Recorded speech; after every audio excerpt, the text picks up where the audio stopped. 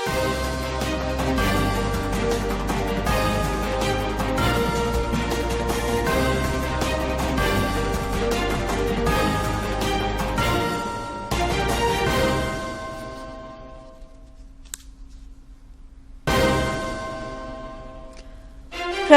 नरेंद्र मोदी ने हिरोशिमा में आयोजित क्वाड समिति में आतंकवाद से निपटने पर दिया जोर। जापान, दक्षिण कोरिया और वियतनाम के राष्ट्राध्यक्षों के साथ की द्विपक्षीय वार्ता। सिद्धारमैया ने संभाली कर्नाटक की बागडोर। शपथ ग्रहण समारोह में सोनिया गांधी समेत कांग्रेस के तमाम बड़े नेताओं के साथ मुख्यमंत्री हेमंत सोरेन भी रहे मौजूद, दी बधाई।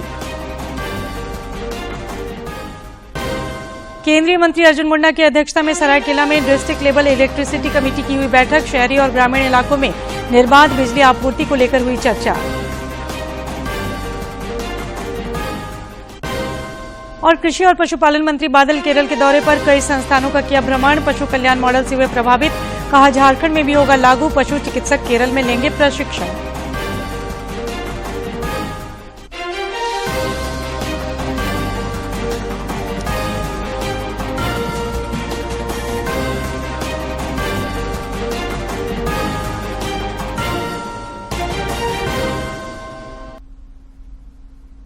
नमस्कार, खबरें झारखंड में आपका स्वागत है।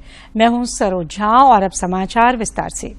प्रधानमंत्री नरेंद्र मोदी ने आज हिरोशिमा में हुए क्वाड समिट में आतंकवाद सहित कई विषयों पर अपने विचार रखे। उन्होंने कहा कि आतंकवाद से निपटने के लिए सभी का सहयोग जरूरी है। प्रधानमंत्री ने इस बैठक में समावेशी विकास पर जोर दिया और कहा कि समिट में शामिल होकर उन्हें काफी खुशी हुई है। समिट में मेजबान जापान समेत क्वाड देशों के सदस्य शामिल थे। प्रधानमंत्री ने कहा कि अगले वर्ष भारत में क्वाड समिति की मेजबानी कर उन्हें काफी खुशी होगी। Important not just for this region but for the entire world.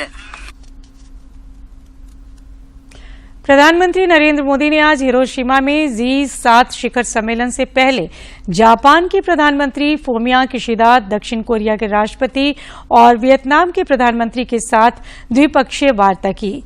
इस वार्ता के दौरान तीनों देशों ने भारत के साथ आपसी सहयोग बढ़ाने पर बल दिया। प्रधानमंत्री ने अमेरिका के राष्ट्रपति जे बाइडेन, जर्मनी के चांसलर ओलाफ शोल्ज और ब्रिटेन के प्रधानमंत्री ऋषि सुनक से मुलाकात की।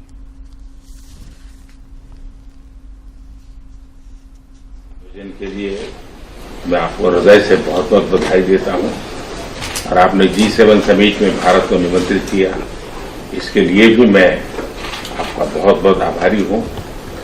आपकी भारत यात्रा आज भी भारत के लोगों के लिए बहुत यादगार रही है और मेरे लिए बहुत खुशी की बात है कि जो बोधि वृक्ष का सैंपल आपको दिया था, जिसको आपने हिरोशिमा में लगाया, मैं समझता हूं और जैसे जैसे वो ग्रो करेगा भारत के और जापान के संबंधों को तो मजबूती देगा ही देगा। लेकिन मुझे पूरा विश्वास है कि ये वो वृक्ष है जो बुद्ध के विचारों का अमरत्व प्रदान करता है और ऐसी पवित्र वस्तु को हिरोशिमा में। प्रधानमंत्री ने हिरोशिमा में यूक्रेन के राष्ट्रपति व्लादिमीर ज़ेलेंस्की के साथ भी वार्ता की। इस दौरान प्रधानमंत्री ने कहा कि यूक्रेन में चल रहा युद्ध पूरे विश्व के लिए बहुत बड़ा मुद्दा है और इसके समाधान के लिए भारत और निजी रूप से मैं स्वयं जो कुछ भी हो सकेगा करूंगा। 1-1.5 साल से हम लगातार फोन पर तो बातचीत करते रहे हैं, लेकिन ग्लासगो के बाद लंबे अरसे के बाद आज मिलने का अवसर मिल रहा है। यूक्रेन में चल रहा युद्ध पूरे विश्व के लिए बहुत बड़ा मुद्दा है। पूरे विश्व पर इसके अनेक प्रकार के प्रभाव भी पड़े, लेकिन मैं इसे राजनीति या अर्थव्यवस्था का मुद्दा नहीं मानता। मेरे लिए यह मानवता का मुद्दा है, मानवीय मूल्यों का मुद्दा है। युद्ध की पीड़ा क्या होती है ये आप हम सबसे ज्यादा जानते हैं। लेकिन पिछले साल जब हमारे बच्चे यूक्रेन से वापस आए, तब उन्होंने परिस्थितियों का जो वर्णन किया, उसमें मैं आपकी वेदना और यूक्रेन के नागरिकों की वेदना भली भांति समझ पाता था, उसका अंदाज लगा सकता था। प्रधानमंत्री ने हिरोशिमा में प्रसिद्ध जापानी लेखक, हिंदी और पंजाबी भाषाविद पद्मश्री डॉक्टर तोनियो मिज़ोकामी से भी बातचीत की।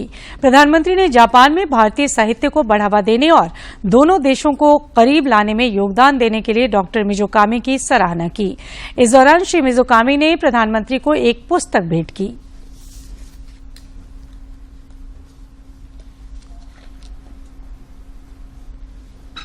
चालीस साल पहले 1980 के दशक में अपने पैसे से सब जापानियों का लिखा हुआ जो हिंदी की पत्रिका निकाला था। तो अभी तो पुराना हो गया, अब तो पुनः हो गया, तो इसका 6 खंड तक निकलता था, उसके बाद बंद हो गया, अब उपलब्ध नहीं है। तो इसलिए अभी इन 6 खंडों को एक पुस्तक के रूप में समाहित करके छपवाया, उनको दे दिया। सिद्धारमैया ने आज कर्नाटक की बागडोर संभाल ली। राज्यपाल थावरचंद गहलोत ने बेंगलुरु के कांतिरवा स्टेडियम में आज सिद्धारमैया को मुख्यमंत्री और डीके शिवकुमार को उप मुख्यमंत्री पद की शपथ दिलाई। इस शपथ ग्रहण समारोह में कांग्रेस की वरिष्ठ नेता सोनिया गांधी सहित कई पार्टियों के नेताओं ने हिस्सा लिया, जिसमें झारखंड के मुख्यमंत्री हेमंत सोरेन भी शामिल थे। इन नेताओं ने सिद्धारमैया को कर्नाटक की सत्ता संभालने के लिए बधाई दी।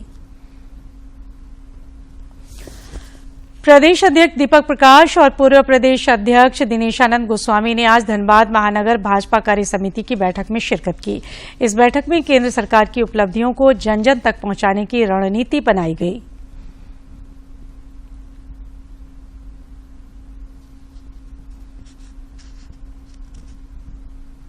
केंद्रीय शिक्षा राज्य मंत्री अन्नपूर्णा देवी ने कोडरमा में कर्मा मेडिकल कॉलेज के निर्माण में हो रहे विलंब के लिए राज्य सरकार को जिम्मेदार ठहराया है।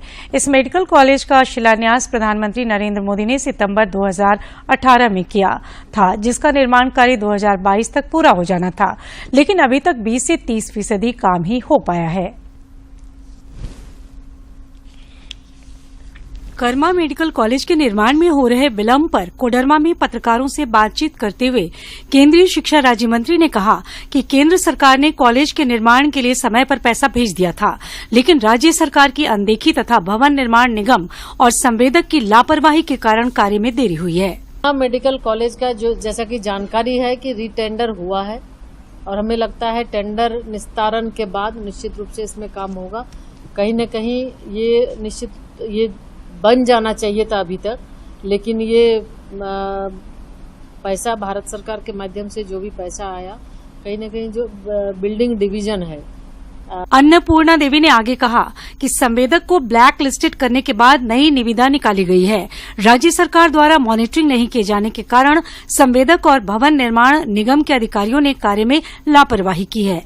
सही ढंग से मॉनिटरिंग ना होना या फिर जो कॉन्ट्रैक्टर है, कॉन्ट्रैक्टर की वजह से आज ये परेशानी हुई है।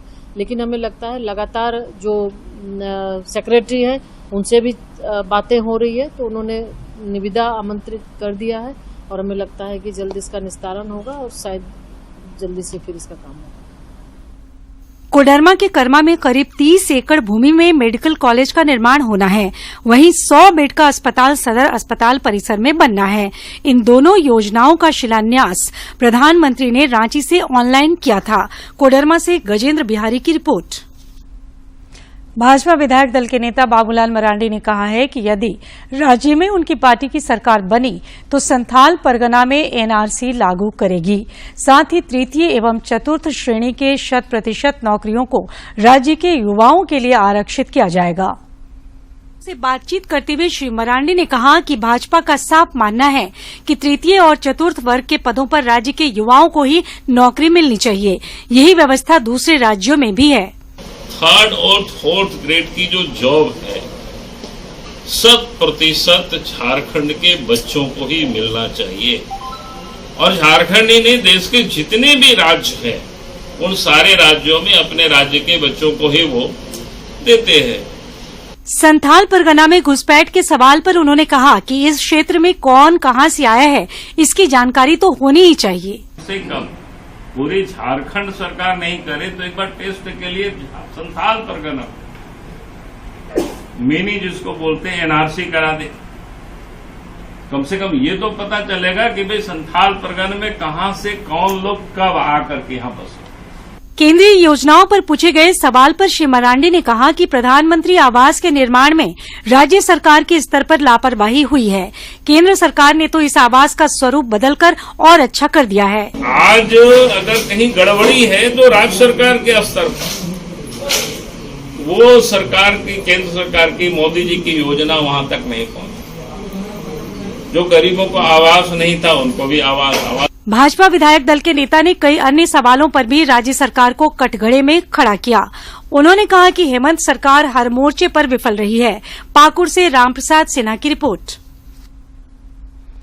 जनजातीय मामलों के केंद्रीय मंत्री अर्जुन मुंडा की अध्यक्षता में आज सरायकेला खरसावां समाहरणालय में डिस्ट्रिक्ट लेवल इलेक्ट्रिसिटी कमेटी की बैठक हुई।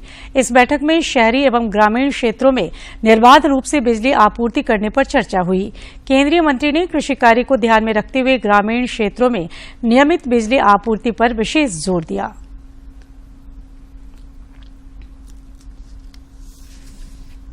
भारत सरकार के एक अभियान के तहत सभी राज्यों में कैसे इम्प्लीमेंट हो उसका प्रयत्न किया जा रहा है, उस पर चर्चा हुई। और चर्चा के क्रम में जो प्रमुख बातें हैं कि मीटरिंग होना चाहिए, स्मार्ट मीटरिंग होना चाहिए, जो लॉसेस है उसको घटाना चाहिए, चाहे वो कमर्शियल लॉसेस हो या ट्रांसमिशन लॉसेस हो, ये सारी चीज़ें घटनी चाहिए। भारतीय रिजर्व बैंक ने 2000 के नोटों का प्रचलन 30 सितंबर के बाद बंद करने की घोषणा की है। इससे पहले लोगों को बैंकों से 2000 के नोट को बदलने का मौका दिया गया है। आरबीआई के इस फैसले का राजधानी रांची के लोगों ने खुलकर समर्थन किया है। पिछले 7 साल से ये मैं व्यापार अपना देख रहा हूँ, तो जैसा कि अभी हमको कल पता चला कि भारत सरकार के द्वारा 2000 के नोट को सितंबर 30 के बाद से प्रचलन में बंद कर दिया गया। तो इस निर्णय से हम लोग काफ़ी खुश हैं। खुश इसलिए है, इसके पीछे रीज़न ये है कि हम लोग काफ़ी टाइम से देख रहे हैं, जब से 2000 का नोट आया है मार्केट में बहुत कम है। ये मैक्सिमम लोग क्या होता है कि जिनके पास जाता है वो जमा हो जाता है, और जमा होने के बाद ये ब्लैक मनी, जमाखोरी ऐसे ही यूज होता है। बाकी आम लोगों को तो इसमें कोई दिक्कत परेशानी नहीं होनी चाहिए। जिनके पास है, अगर है भी तो काफ़ी लंबा समय दिया जा रहा है सरकार के द्वारा। मैं महावीर कुमार महतो नगरीय व्यापार संघ का महासचिव हूँ, और सरकार के इस निर्णय से मैं बहुत अच्छा महसूस कर रहा हूँ। पिछले बार की तुलना में बहुत ज़्यादा समय मिला है। पिछले बार थोड़ा अफरा तफरी हुई थी नोट को बदलने के विषय में, लेकिन इस बार कहीं न कहीं सरकार की जो नीति है वो देश हित में है कि काला धन अगर कहीं पे छिपा हुआ हो तो फिर से पुनः वो बाहर निकलेगा, और व्यापार जगत में कहीं न कहीं इससे लाभ ही होना है, कहीं कोई नुकसान नहीं होना है। मेरा नाम दिलरुबा हुसैन हुआ। मैं एक सामाजिक कार्यकर्ता हूँ, अंजुमन इस्लामिया नगरी देवी का सदर भी हूँ। और सरकार ने जो निर्णय लिया 2000 के नोट को बंदी का, ये बहुत ही अच्छा है और ये सराहनीय कदम है। इसका हम लोग तहे दिल से शुक्रिया करते हैं, खैर मुकद्दम करते हैं कि इससे जो है जो भ्रष्टाचार में इसका जो उपयोग होता था 2000 रुपये का नोट का, वो उस पर अंकुश लगेगा और ये पैसा जो है बाहर आएगा। मेरा नाम सरवरी खातून है। मैं रांची झारखंड की रहने वाली हूँ और JSLPS की तरफ से मैं एक्टिव वुमेन हूँ। जो 2000 नोटबंदी का जो भारत सरकार निर्णय लिए है वो बहुत ही अच्छा निर्णय है, क्योंकि 2000 मार्केट में चलाना आम लोगों के लिए बहुत ही मुश्किल होता था। ऐसे हम लोग भी मार्केट जाते थे ना, तो अगर 2000 लेके जाते तो छुट्टा की बहुत प्रॉब्लम होती है। और दूसरी बात है कि जो करप्ट लोग हैं, जो ज़्यादा ये 2000 का नोट जो मार्केट में जो अपना छुपा के रखे हैं, उनसे भी निजात मिले। भारत सरकार है टाइम दी अभी सितंबर तक का कि वो जो है भी जितना जिनके पास वो बैंक में अपना जमा कर लें। ये कुछ बड़े व्यापारी वर्ग या फिर जमाखोरों के साथ में जुड़ा हुआ है। ये 2000 का नोट बंद होगा तो कहीं न कहीं आम आदमी को तो लाभ होगा ही, जमाखोरों पर भी गाज गिरेगी। इससे आम आदमी को बहुत ज़्यादा दिक्कत नहीं होना है, क्योंकि आम आदमी के पास 2000 का नोट नहीं के बराबर रहता है और ये सिर्फ जमाखोरों का ही नोट बना हुआ था। सरकार के इस निर्णय का हार्दिक दिल से आरबीआई के इस फैसले का गिरिडीह के लोगों ने भी स्वागत किया है। लोगों का कहना है कि इससे जमाखोरी पर अंकुश लगेगा। झारखंड से। सरकार जो 2000 का नोट बंद करने का फैसला लिए हैं, ये बहुत ही सराहनीय कदम है, जिससे भ्रष्टाचार पर रोक लगेगा और मार्केट से लगभग 2000 का नोट गायब ही हो चुका है, मार्केट में आता भी नहीं। और इससे जो पूंजीपति नेता लोग के पास 2000 का नोट जमा है, वो निकालने का बहुत अच्छा प्रावधान है। 2016 के बाद से पुनः आज 2023 में एक नया मतलब कि सेकंड सर्जिकल स्ट्राइक जो है, जो माननीय नरेंद्र मोदी जी के द्वारा जो देश हित के लिए लाया गया, मैं अपने ओर से धन्यवाद देना चाहता हूं। हम लोगों के लिए बहुत ही खुशी की बात है कि काला धन जिन लोगों ने रखा हुआ है अपने पास, उस धन को अब निकलने का उन लोगों का पास कोई चारा नहीं है। और मैं अतः अपने माननीय नरेंद्र मोदी जी को पुनः एक बार धन्यवाद देना चाहता हूं कि उन्होंने एक अच्छा स्टेप लिया हम जनता के लिए। सरकार ने जो 2000 के नोट के प्रचलन पर रोक लगाई है, ये सरकार का आम जनता के लिए स्वागत योग्य फैसला है। सरकार ने ये जो फैसला लिया है, ये राष्ट्रहित में है, जनहित में है। हाँ, इस फैसले से एक वर्ग को परेशानी है, चूंकि यह फैसला जो काले कारोबारी हैं, भ्रष्ट अधिकारी हैं और कुछ भ्रष्ट राजनेता हैं, जो जनता की गाढ़ी कमाई के साथ काला धन जमा किए हुए हैं, उनके लिए यह फैसला प्रहार है। लेकिन आम जनता के लिए यह फैसला स्वागत योग्य है। आम जनता को इसका स्वागत करना चाहिए। राष्ट्र हित में है यह फैसला और सरकार को इसके लिए धन्यवाद देना चाहिए। इन्होंने जो फैसले लिए हैं ये बहुत बढ़िया है। 2000 के नोट बंद करने से आम आदमी को फायदा हुआ। सब काला धन का काला धन बंद होगी, इससे आम जनता को फायदा होगी। सरकार बहुत अच्छे निर्णय लिए। मैं सुनील श्रीवास्तव बरमसी खेड़े से बोल रहा हूँ। ये 2000 की नोट जो बंदी हो रही है, ये सरकार की बहुत बड़ी भ्रष्टाचार रोक के प्रति उपलब्धि है। ये नोट की बंदी होने से काला धन का पर रोक होगा और इससे आम जनता को बहुत राहत होगी। जितने छोटे नोट होंगे बाजार में, उतनी सहूलियत होगा। बड़े नोट ब्लॉक हो जाते हैं, ब्लॉक होने से भ्रष्टाचार बढ़ता है, रिश्वतखोरी बढ़ती है और लोग चाहते हैं बड़ा नोट लेना और बड़ा नोट को अंडरग्राउंड करके रखना, और छोटे नोट नहीं रख पाएंगे, बहुत पैसे काले धन वाले नहीं रख पाएंगे। ये सरकार की उपलब्धि के सरकार के प्रति हम लोग आभार व्यक्त। राज्य के कृषि एवं पशुपालन मंत्री बादल कल नई दिल्ली में केंद्र सरकार के अधिकारियों से मिलने के बाद केरल पहुंच गए हैं। विभागीय सचिव अबू बकर सिद्दीकी के साथ आज उन्होंने केरल के मन्नुथी स्थित college of veterinary and animal science का दौरा किया और वहां पशुओं की चिकित्सा के लिए चलाए जा रहे कोर्स की जानकारी ली।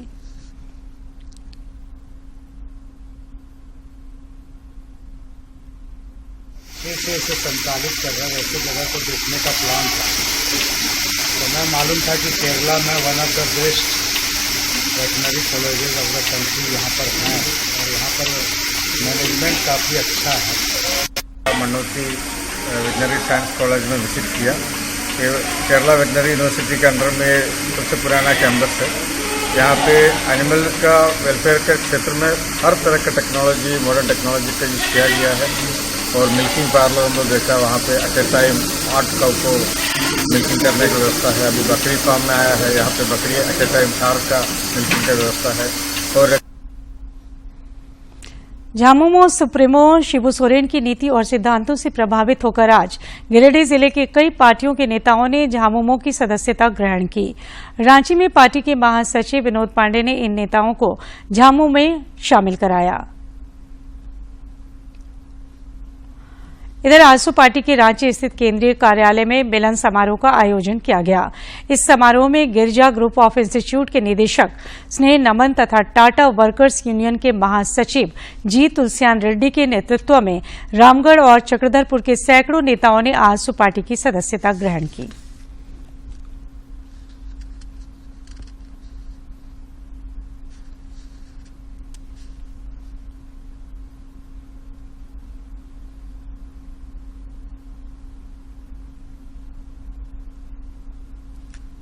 और अब कुछ खबर राज्य के विभिन्न जिलों से।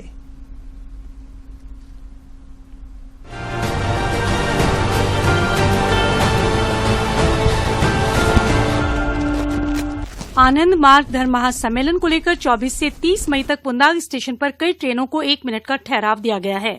इसमें धनबाद रांची इंटरसिटी एक्सप्रेस, रांची भागलपुर वनांचल express, Maurya express, Rourkela Jaynagar express, Hatia Howrah express, Purnia कोटहटिया express सहित कई अप और डाउन ट्रेनें शामिल हैं। बोकारो जिले के महुआटांड थाना क्षेत्र के होन्हे गांव में मोहन महतो के घर में आग लग जाने से सब कुछ जलकर खाक हो गया। बताया जाता है कि मोहन महतो की पुत्री की शादी को लेकर लगन की रस्म अदायगी थी। चाय बनाने के दौरान गैस सिलेंडर में आग पकड़ लिया, जो देखते ही देखते पूरे घर को चपेट में ले लिया। झारखंड आंदोलनकारी चिन्हितीकरण आयोग ने 45 आंदोलनकारियों के प्रोविजनल नामों की सूची जारी की है, जिस पर आपत्ति दर्ज कराने के लिए 10 दिनों का समय दिया गया है। आयोग ने नाम जारी करते हुए कहा कि नामों की सूची एफआईआर में अज्ञात व्यक्तियों की संख्या के आधार पर प्रोविजनल रूप से जारी की गई है। जदयू के प्रदेश प्रभारी अशोक चौधरी झारखंड के 3 दिवसीय दौरे पर हैं। पत्रकारों से बातचीत में उन्होंने कहा कि झारखंड में पार्टी का विस्तार किया जा रहा है। कुर्मी को एसटी की सूची में शामिल करने के सवाल पर उन्होंने कहा कि ये मांग जायज है। इस जाति का एक बड़ा तबका झारखंड में रहता है। कतरास थाना पुलिस ने आकाश किनारी कोलियरे स्थित एक आउटसोर्सिंग कंपनी में बमबारी करने वाले 3 आरोपियों को गिरफ्तार कर जेल भेज दिया है। पुलिस के अनुसार बदमाशों ने दहशत फैलाने के लिए घटना को अंजाम दिया था। कंपनी के साइट इंचार्ज की सूचना पर पुलिस ने ये कार्रवाई की। धनबाद के निरसा में छात्र नेता कुश कुमार महतो के नेतृत्व में कल भारी संख्या में छात्रों ने विधायक अपर्णा सेनगुप्ता से मुलाकात की। इस मुलाकात के दौरान छात्रों ने विधायक के समक्ष अपनी मांग रखी, जिसका समर्थन करते हुए विधायक ने सहयोग का भरोसा दिलाया। प्रतिनिधि मंडल में मिट्ठू महतो, कृष्णा, तापस, मानिक, सुशील, प्रदीप, चंद्रमोहन, दिनेश आदि शामिल थे। रांची नगर निगम फुटपाथ विक्रेताओं को भारत सरकार की पीएम स्वनिधि योजना के तहत ऋण दिलवाने में मदद करेगी। इसके लिए निगम द्वारा 6 नगर अभियान प्रबंधकों की टीम बनाई गई है, जो बैंकों से बात करेगी। ये टीम हर हफ्ते मंगलवार और गुरुवार को कैंप लगाएगी, जिसमें आवेदनों पर विचार किया जाएगा। पश्चिमी सिंहभूम के मझगांव प्रखंड के कृषि कार्यालय द्वारा मुख्यमंत्री पशुधन योजना के तहत 17 लाभुकों को अनुदान पर 4 बकरी और 1 बकरा दिया गया है। प्रखंड विकास पदाधिकारी जोसेफ कंडुलना ने कहा कि राज्य सरकार किसानों की आय दोगुनी करने के लिए अनेक कल्याणकारी योजनाएं चला रही है।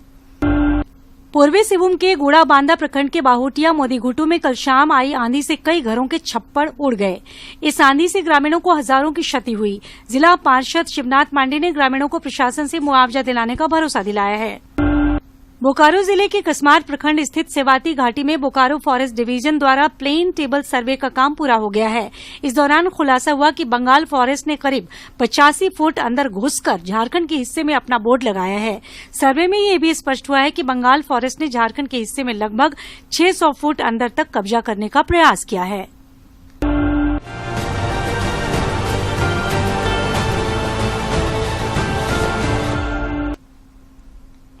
स्वास्थ्य मंत्री बन्ना गुप्ता ने आज चाईबासा के एमपी एमएलए कोर्ट में विधायक सरयू राय के खिलाफ मानहानि का मामला दर्ज कराया है। श्री गुप्ता के अधिवक्ता प्रकाश झा ने बताया कि विधायक सरयू राय द्वारा हाल के दिनों में बन्ना गुप्ता के खिलाफ कई भ्रामक खबर फैलाई गई है, जिससे उनका मान मर्दन हुआ है। इस संदर्भ में विधायक सरयू राय को लीगल नोटिस भेजा गया था, लेकिन उन्होंने उसका कोई जवाब नहीं दिया। इस मामले की अगली सुनवाई 29 मई को होगी। झारखंड हाईकोर्ट में 22 मई से 10 जून तक ग्रीष्मकालीन अवकाश की घोषणा की गई है। इस दौरान डोरंडा स्थित हाई कोर्ट के पुराने भवन में वेकेशन बेंच 23, 26, 30 और 31 मई को बैठेगी। इसी तरह जून में 2, 6, 7 और 9 को वेकेशन बेंच सुनवाई करेगी। विधानसभा की अनागत प्रश्न क्रियान्वयन समिति के सदस्य समीर कुमार मोहंती ने आज बोकारो परिसदन में जिले के अधिकारियों के साथ बैठक की। इस बैठक में उन्होंने विधानसभा में विधायकों द्वारा उठाए गए प्रश्नों के संदर्भ में जिला प्रशासन द्वारा अब तक की गई कार्रवाई की जानकारी ली। इस दौरान उन्होंने अधिकारियों को कई निर्देश भी दिए। बैठक में उप विकास आयुक्त कृतिश्री के अलावा अन्य कई पदाधिकारी मौजूद थे।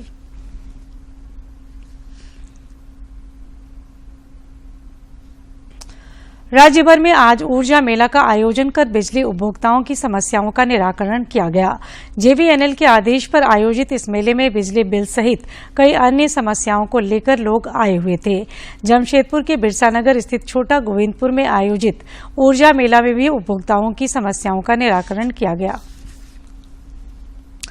देश में वैश्विक महामारी कोरोना के मामले में पिछले कुछ दिनों से लगातार गिरावट देखने को मिल रही है। पिछले दिनों मौसम में बदलाव के कारण थोड़ी तेजी दर्ज की गई थी, लेकिन एक बार फिर इस पर काबू होता नजर आ रहा है। पिछले कई दिनों से कोरोना के दैनिक मामलों में लगातार गिरावट भी देखने को मिल रही है। देश में आज कोरोना के 782 नए केस सामने आए हैं। इस दौरान कोरोना संक्रमण की वजह से 6 लोगों की मौत की खबर है।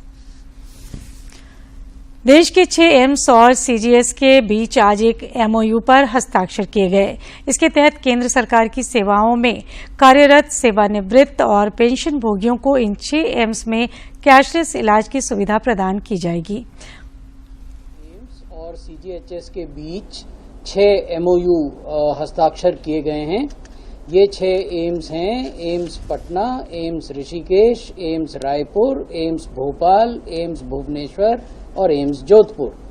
इस एमओयू जिसको हस्ताक्षर किया गया है उसके अंतर्गत जो भी केंद्र सरकार की सेवाओं में कार्यरत या सेवानिवृत्त वर्किंग या पेंशनर सीजीएचएस बेनिफिशरीज हैं, उनको इन एम्स में कैशलेस इलाज की सुविधा उपलब्ध हो जाएगी। केंद्रीय सड़क एवं परिवहन मंत्री नितिन गडकरी ने कहा है कि सड़क निर्माण में भारत ने चीन, अमेरिका और जापान को भी पीछे छोड़ दिया है। भारत ने 100 घंटे में 100 किलोमीटर सड़क बनाने का रिकॉर्ड बनाया है। उन्होंने बताया कि गाजियाबाद अलीगढ़ एक्सप्रेस वे के बीच NH 34 पर 15 मई को सुबह 10 बजे से इस सड़क को बनाने का काम शुरू हुआ था, जो 19 मई को 2 बजे 100 घंटे में 112 किलोमीटर बनकर तैयार हो गई है।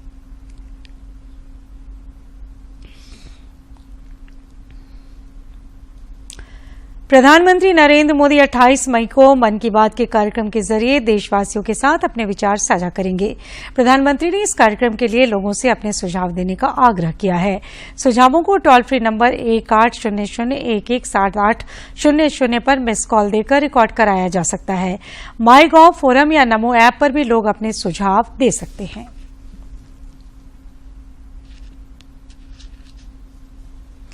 रांची स्थित मौसम विज्ञान केंद्र ने राज्य के कई हिस्सों में अगले 23 मई तक लू चलने का अलर्ट जारी किया है। वहीं राज्य के अधिकांश हिस्सों में अधिकतम तापमान के 40 डिग्री सेल्सियस से ऊपर रहने की संभावना व्यक्त की गई है। मौसम विभाग ने लोगों को बढ़ती गर्मी को देखते हुए सतर्क रहने को कहा है। और अब एक नजर डालते हैं प्रमुख शहरों के आज के तापमान पर।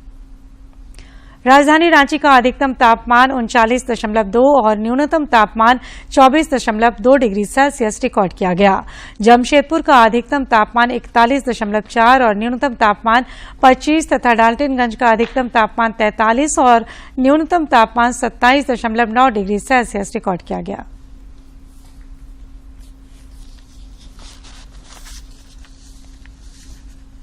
और आखिर में इस बुलेटिन के मुख्य समाचार एक बार फिर।